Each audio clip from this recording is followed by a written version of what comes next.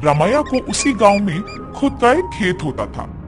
उस खेत में वो फसल उगाता था और उससे आए हुए पैसों से अपना घर चलाता था।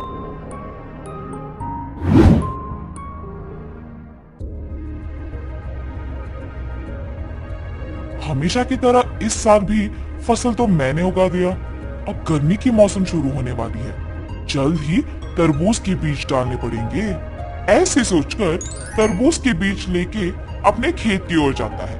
अरे रे, मैं तो भूल ही गया कि इस साल गांव में पानी नहीं है। मुझे अपने खेती के लिए पानी कहीं से भी लाना होगा, वरना इस साल मैं अपना घर नहीं चला पाऊंगा। ऐसे अपने आप में सोचते हुए दुखी होता है। इतने में उसके पड़ोसी खेत का मालिक विश्वनाथ रमैया को देख उसके पास आता है। अरे रमैया, इतना क्या सोच रहे हो कि मेरा आना भी देखा नहीं तुमने? विश्वनाथ, तुम्हें तो पता है कि मैं हर साल चावल की फसल के बाद तरबूज उगाता हूँ, मगर इस साल गांव में पानी ना होने के कारण मैं तरबूज नहीं उगा सकता हूँ। मैं अपना घर कैसे चलाऊंगा? क्या तुम पानी के बारे में इतना सोच रहे हो? उसमें क्या है, इस सारे गांव में सिर्फ मेरे ही खेत में तो मोटर है।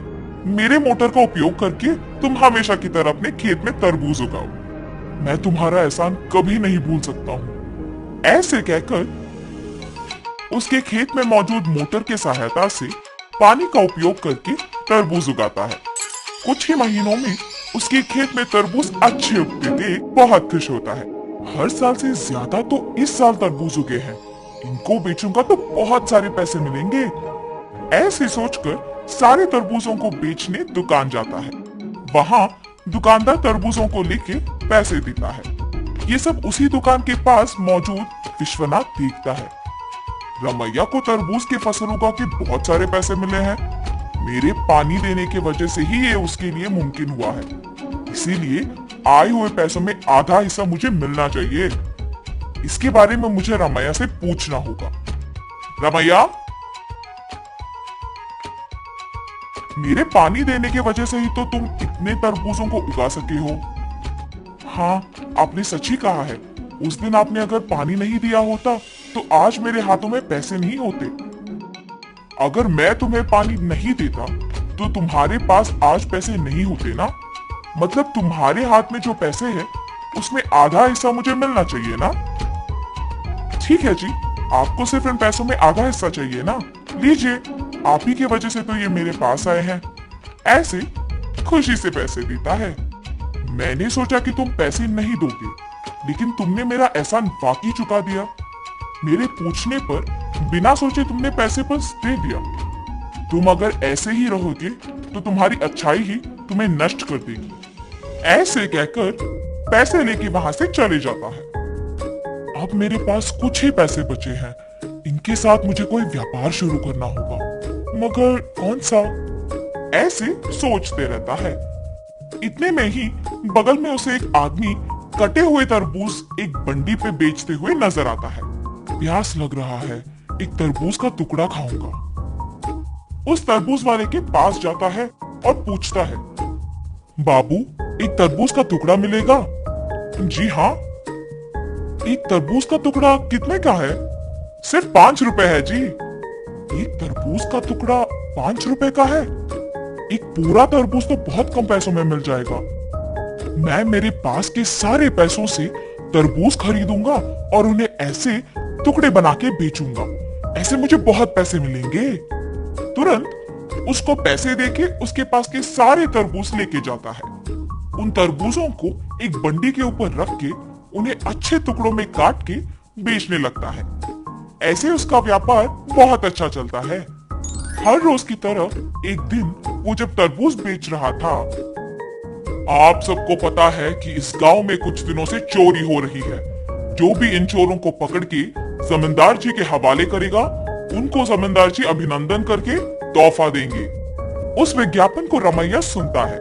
उस दिन दोपहर को 4 आदमी उसके पास आते हैं।